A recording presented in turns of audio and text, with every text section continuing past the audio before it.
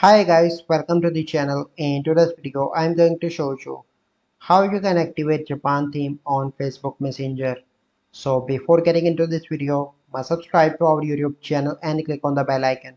So the first step you simply need to do is to open Play Store and search for the Messenger.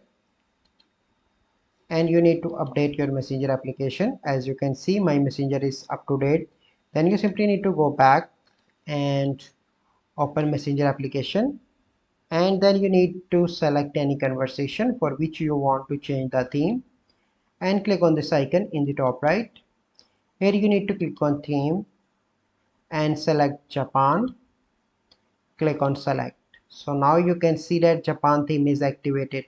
So this is the process. I hope you find this video helpful. If you find this video helpful, must like this video, subscribe to our YouTube channel for future videos. We'll see you in the next video. Thank you. Have a good day.